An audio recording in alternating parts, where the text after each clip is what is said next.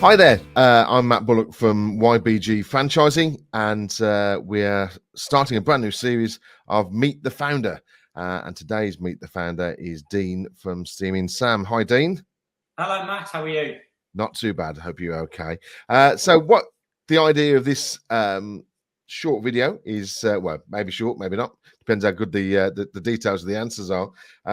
Is just to find a little bit more about the franchise itself and a little bit about you, because obviously you're the founder and you created this wonderful Steaming Sam franchise. So can you share the story of how Steaming Sam was founded and what inspired you to start the business?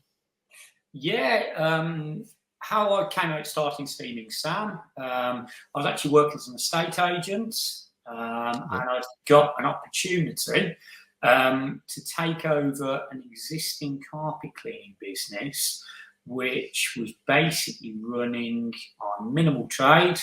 The guy who had the business was running it more as a hobby, doing 2 or 3 jobs a week.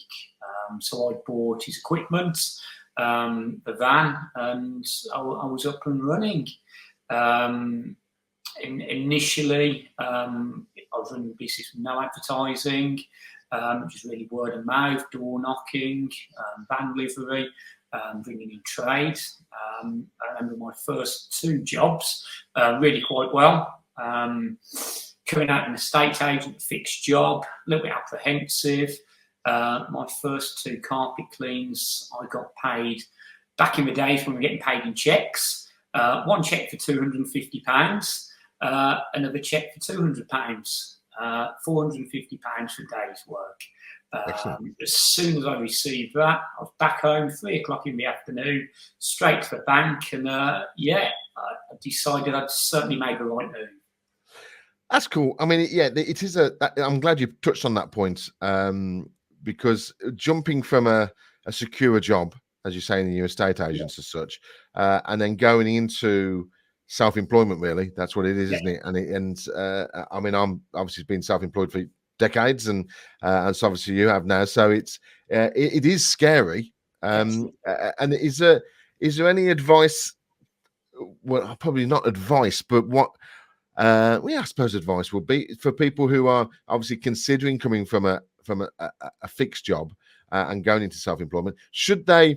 And I may know the answer to this as we'll see what you say. Is should they stay in that one fixed job and then also start the franchising before they make that big leap, or do you think the confidence is there by buying a franchise that they can do that one big leap? I personally think the confidence is there. I'm a firm believer that, especially within carpet cleaning, if you want to go out and find yourself a job, it's very easy to go and obtain a job. Initially, you can start working through family, friends, people you already know. That's going to get you knock-ons and your referrals. And that's before you've even had to go out and do any form of advertising.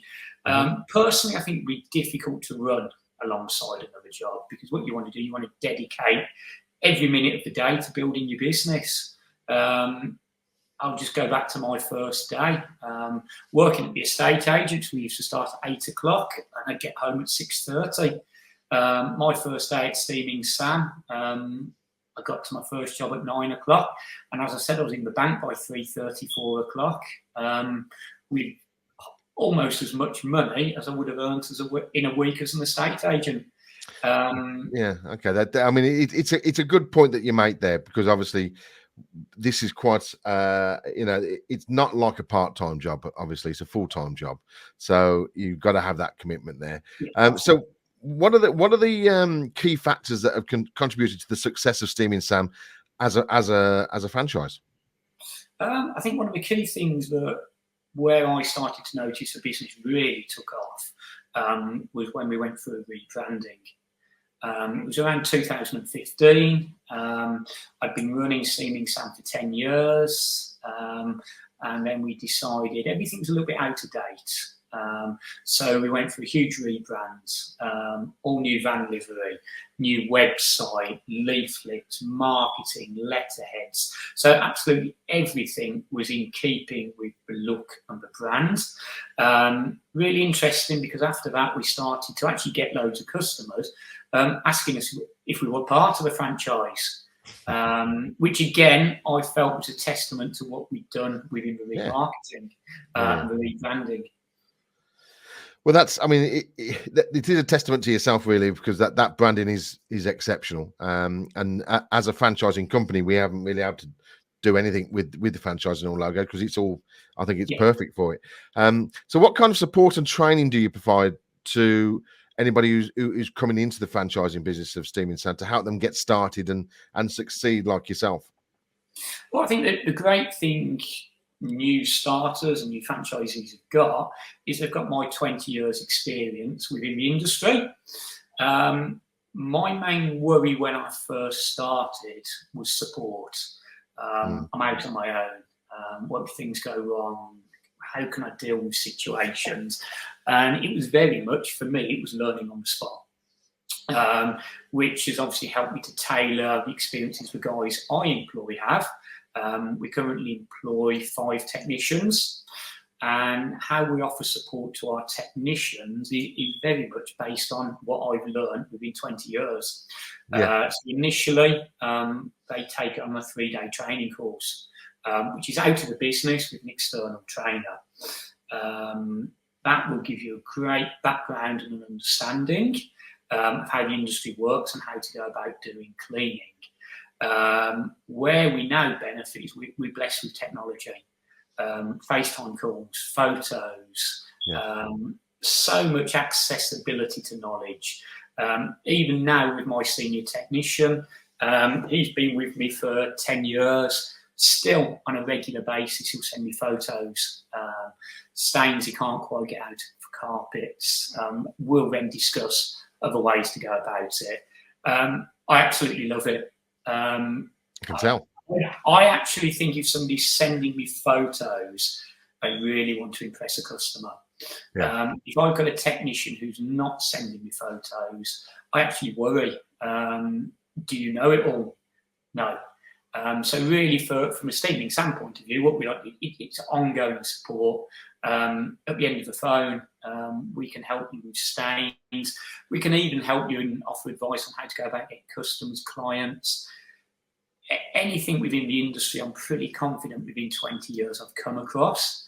Obviously, I'm still learning, but I've got 20 years experience I can pass on. Well, I think one of the things the caveat to that would be, knowledge is power. And obviously you've gathered a lot of knowledge over the 20 years or so that you've been doing this. So it's it's great to have the franchise be able to come back to the founder and ask a question as well, once they, before they start and during, once they start, because there's a lot of franchises out there that sort of leave you to your own will, really, when you're working. So it's great that you have the backup there as well. So can you give me can you describe like the typical day-to-day operations of Steam and Sam franchise, and any practices that you'd recommend, or best practices? Yeah, I mean, well, first thing we do in the morning, obviously when we have a look at the jobs we've got, we make sure we've got everything on board on the vans that we're going to need. One of the key factors, which I've always led, clean van, clean equipment. You're on site to clean, so if you turn up with dirty equipment, it's not really a great look. So we always make sure, first of all, in the morning, we've got everything we need, equipment is clean and fresh, uniforms nice and tidy, ready to go. Obviously, then we'll have a look at the jobs ahead. You, as a franchisee, you're going to have an understanding, because you'll have spoken to the client, you'll have an understanding of their needs and what's really required. And then obviously off we go, head to the first job. Equipment setup can continue with the day's work. Any gap, obviously you're going to be getting phone calls throughout the day. really, while you're out and about, that's a huge opportunity to market and sell your business as well. You've got a signed written van, you're in your uniform. Most of the time while we're out day to day, we're getting people ask us, can I have a card, can I have a quote? Your world's your oyster while you're out there. Of course. Day-to-day basis, we're almost, as we're cleaning carpets, we're trying to serve potential customers as well. Obviously, completion of the jobs, we go home. Again, have a check, make sure we've brought everything back with us equipment-wise. And again, make sure it's all clean, good to go again for the next day. Well, that sounds a perfect day, really. It's and you know, we mentioned about the van and the logoed van and the overalls and stuff. And I know you mentioned to me that obviously you just mentioned about the cards.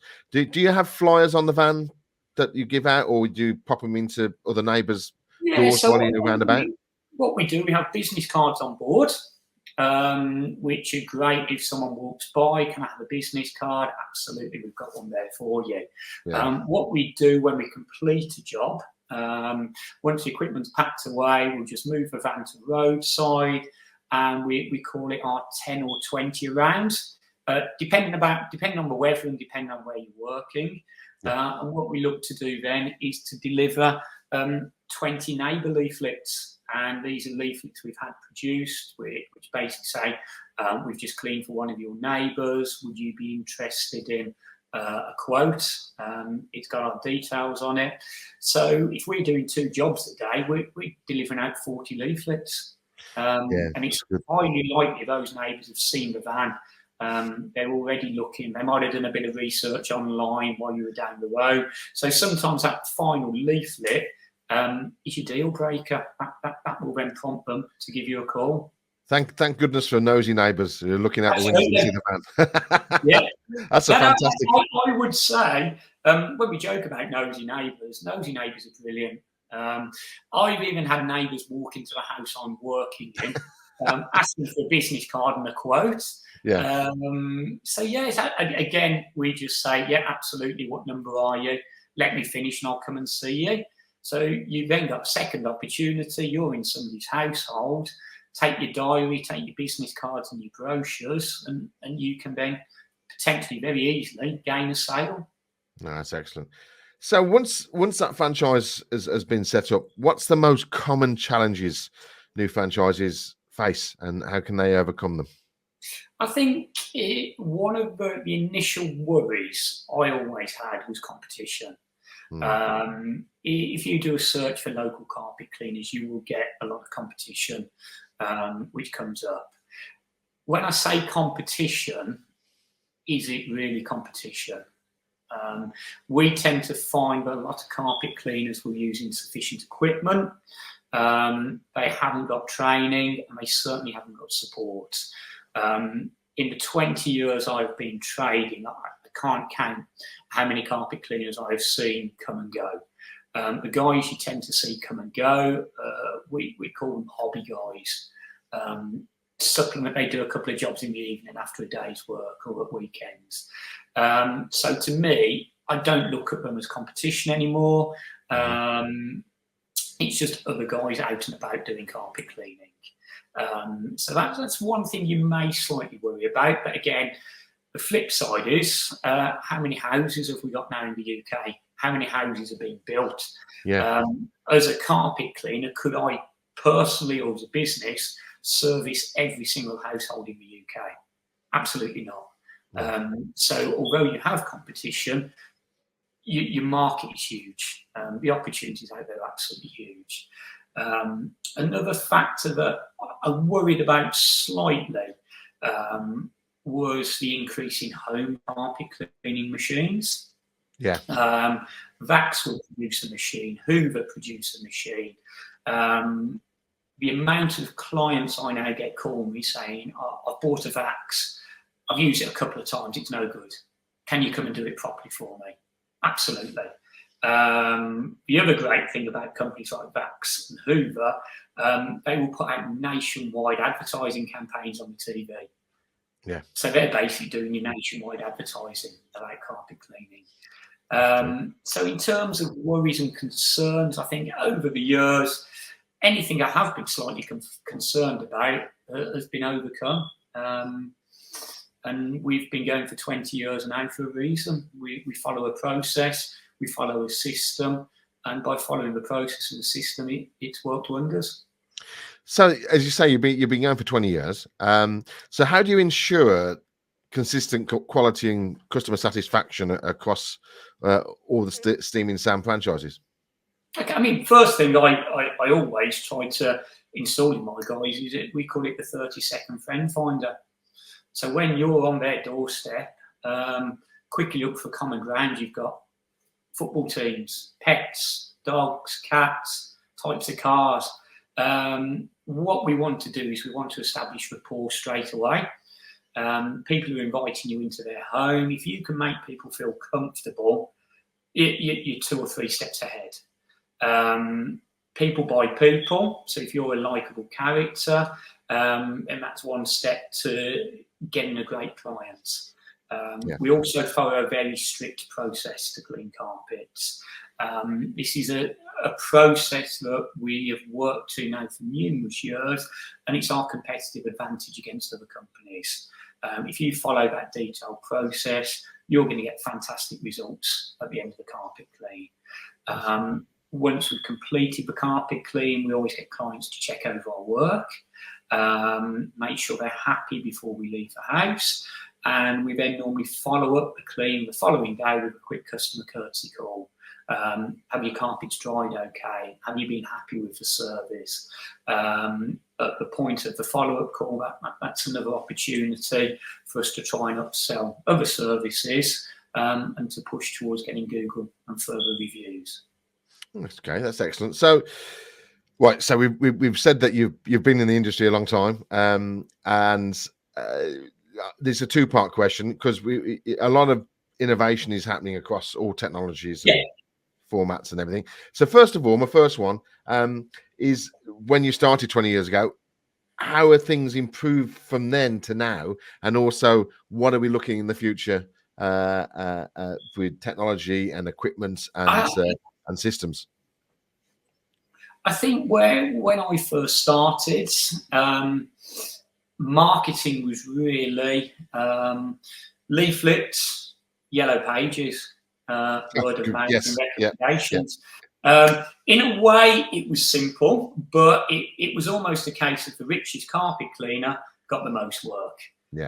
Which you tended to find that the guy who bought the biggest space in the yellow pages was the busiest carpet cleaner. Not necessarily the best, but the busiest. We are now blessed with Google, social media. The marketing, the amount you've got available now is unbelievable. What I really enjoy, a lot of what we do now is based on reviews. So it's not necessarily the richest carpet cleaner anymore, it's the best carpet cleaner. You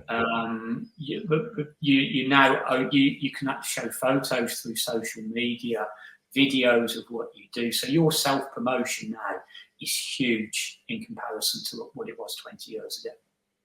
Okay. So is there anything going on in the future now, moving forward, that you think anything in the technology side of actually the cleaning devices, or anything which is coming through which is new and innovative? It's interesting because obviously the technology now is moving forwards, and it obviously being within the industry, it's something I think about quite often. We have robotic vacuums. Have they replaced the standard vacuum people use? No, people still work to vacuuming themselves. No, they don't, and the reason is I've got one. They don't. No, the robotic technology is not as efficient. No. Can you see robots doing carpet cleaning? Absolutely not. No. Can I see technology taking over carpet cleaning? No. I think you still need a manual operator. Advances in carpets now, 5-6 years ago, what we got was carpet manufacturers selling bleachable carpets, stain-resistant carpets, almost selling carpets which you can treat yourself. What we have found is stain-resistant carpets for the carpet cleaner are brilliant. What the new technology in carpet cleaning does is it doesn't allow the dirt to soak in. Right. So the dirt, soil and staining sits on the surface. So stain-resistant carpets actually get dirtier quicker, but from a carpet cleaning point of view, they're easier to clean. So I found advances in technology have actually aided the industry. Advances in carpet technology now is brilliant, and it's helped us. In a way, it helps us to remove stains, which previously we couldn't do. Okay, all right, that's excellent. So overall, then, I mean, obviously we deal with a lot of franchises, and I think from what you spoke about today, it's the Steam in Sam franchise is sort of protected from anything else moving forward, and there's plenty of houses with carpets in the country. I think we did try and find a number. Was it the other day? I think it was in the 59 million. Well, probably more than that, which have been added to houses over the past few years, and it's the marketplace is massive, which I think is the most important point. So, Dean, thank you very much for joining today and answering some of my questions and explaining how the franchise works. And don't forget, everybody, if you want to move forward with a Steam in Sam franchise, please contact us as soon as you can. Thanks a lot, Dean. Many thanks, Matt. Thank you.